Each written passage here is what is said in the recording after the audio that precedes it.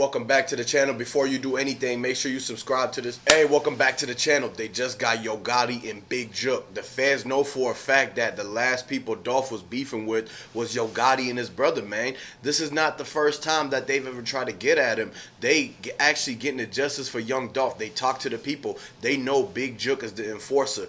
They know he's the one that's the driver. He could have been riding in the Bentley alongside with them. They know what happened, man. Everybody in Memphis already knows that Big Jook, Yo Gotti, Govan, they the ones who was really the main people that was hating on young Dolph. You got to see it from what it was last time that they try to run up on him, man. It's a lot of dots that's being connected right now, and the feds is on the lookout. They sweeping Memphis right now. They got a lot of people from the CEO TZ because they know that that's a direct connection from Dolph getting hit up, man. Them people went and slid on CEO TZ to get back for young Dolph. It's like that out there, man. And I want to let y'all know that a lot of people in Memphis, they talking about the fact that Big Jook and Govan got that money to get bonded out. Who did they tell on? Who did they snitch on to get that bond so quickly? Because it's a lot of people that didn't get that bond and did a lot less with the Dolph situation, man.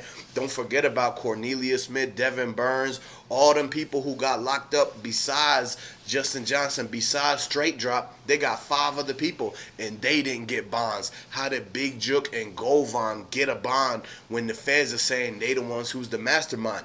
Exactly, that money had to have been sent through the whole entire ring operation to lead down to them. You got to remember what Grove Hero said.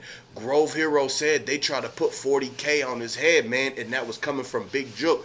Grove Hero broke that to everybody, and he knows, just like how everybody in Memphis knows what really happened to Dolph, man. You got to understand that them people in the Bentley, whether it was Moneybag Yo in it driving, Yo Gotti, Big Jook, Black Youngsta, they was following Dolph that whole weekend. That's how they knew where he was going to be when they hit him up. They was parked right down the road, man. They got the fingerprints from the Bentley truck. They know that Big Jook was in there. They know Black Youngsta was in there.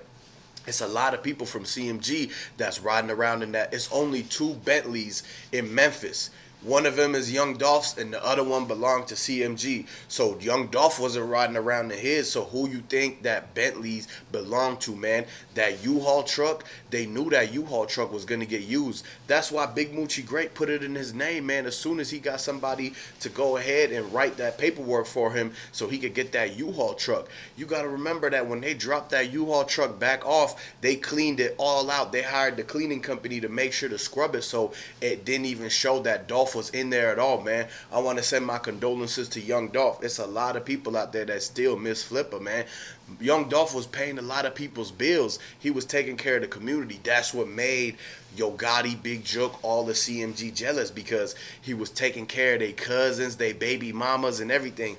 Once they found out that young Dolph was taking care of a lot of people's baby mamas, like Yo Gotti's baby mama was getting whole allowance, the kid was getting taken care of by Dolph, and you don't blame him, because Dolph was trying to be a good person out there. Y'all got to remember the fact that when they did the 100 shots, they know for a fact that Black Youngsta was connected to the 100 shots. That's why the feds went right to Black Youngsta to go find him. He went on the run because he knows that Shondell was Black Youngsta's best friend. That's why Shondell went on the run to hide Straight Drop. They ended up getting him when they drove back through Indiana. You got to remember, they let Shondell go. They let the person go that was closest to Black Youngsta. Everybody knows Black Youngsta, the hitter in the whole situation, because he's the one that came in just for the beef, man. He came in from heavy camp just to inherit the Dolph beef.